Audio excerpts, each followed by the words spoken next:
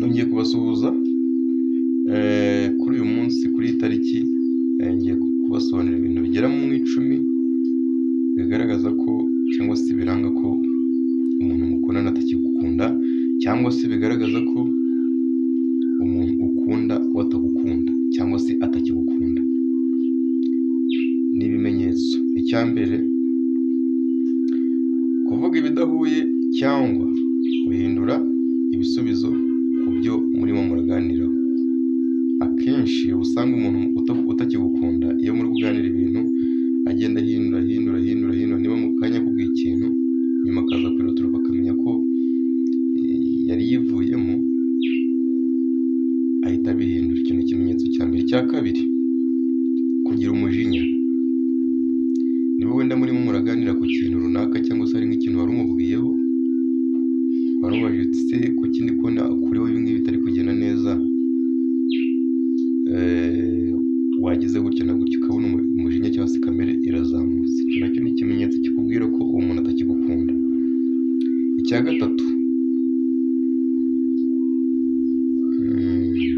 gatatu, ahora avuga ko agukunda ariko ibikorwa bikabura. Yego, ugasanga nawe muntu ukubwira ati ndagukunda ariko byagira nyuma ukabona ibikorwa ni hafi ya ntabyo, kandi urabizi urukundo rutagira ibikorwa ntabwo ari urukundo. Burya urukundo rwose rugira ibikorwa, amagifti, keya, ibintu nk'ibyo ngibyo. Ugasanga umuntu avuga ngo aragukunda ariko keya ntayo. Rero icyo nacyo ni ikindi kimenyetso cyakubwira ko atagukunda. Icya kane, kuguhisha ibintu byinshi, kugira amabanga yihariye atakubwira. Yego, kugira amabanga yihariye menshi, ugasanga hari ibintu byinshi atakubwira ariko biriho, wowe ukazajya ubyivumbura gake gake, ugasanga yagiye akubeshya nyine, ugasanga ni ibintu bitari sawa.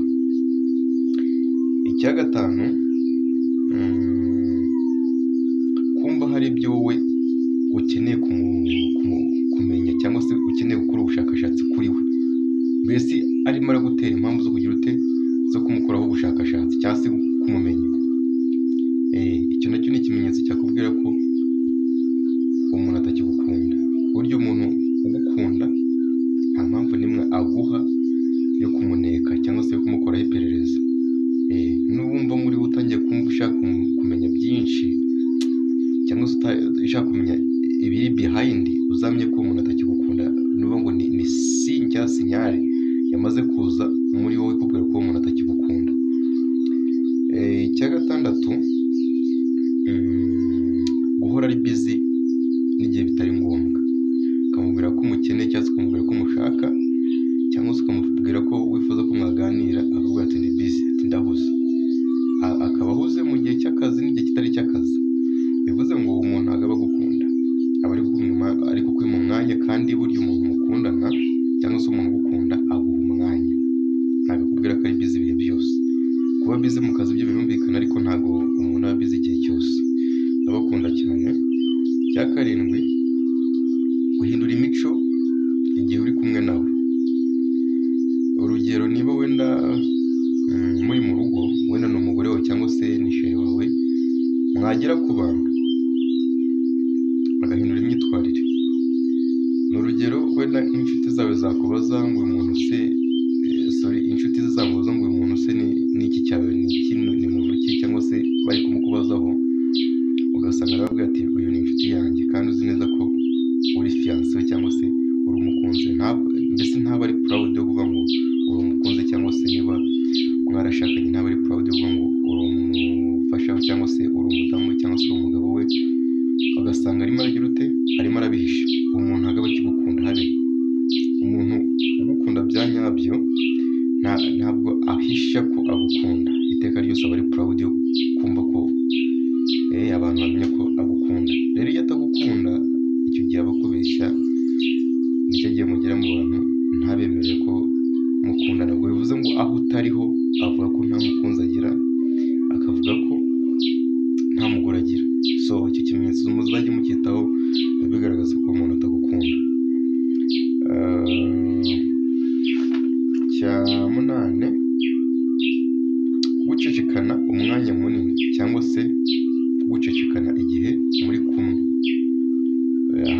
bisobanuye ni igihe mwaba muri kumwe ukabona ntabwo ashaka kuganiriza, ukabona mwajya kuganira ukabona ntabyo ashaka, akagucecekana igihe kinini atakuvugisha. Iki nacyo ni ikimenyetso cyangwa se n'indi mpamvu ikubwira ko atakigukunda. Ntarakomeza ku cya 9, ibi bimenyetso byose birunganirana. Nubona kimwe bishobora kuba wenda byamuteye bitewe n'impamvu runaka, wamubaza uti kubera iki witwaye gutya, akagusobanurira. Ntabwo ari ngombwa kugira ngo ugendere ku kimenyetso kimwe ku byo navuze. Twagiye ku cya 9 kandi ndabakunda.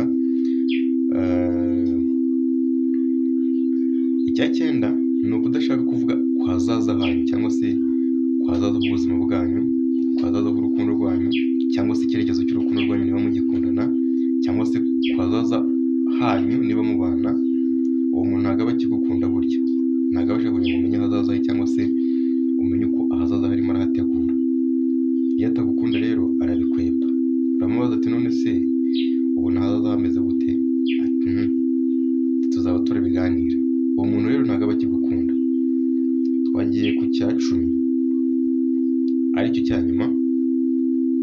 Cya 10, iyo umuntu atakigukunda aba yumva ko imiryango yiwe itakumenye, aba ashaka guhisha, yumva ko nta muntu wakumenya. Niba mugiteretana umuntu ukabona ntabwo ashaka kwerekana iwawe, uzamenye ko umuntu atagukunda.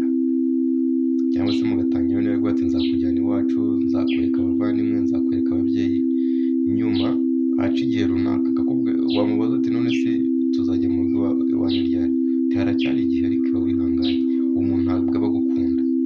Icyo ni ikimenyetso cya nyuma kandi simusiga, kikubwira ko umuntu muri kumwe mu rukundo cyangwa se umuntu mubana atakigukunda.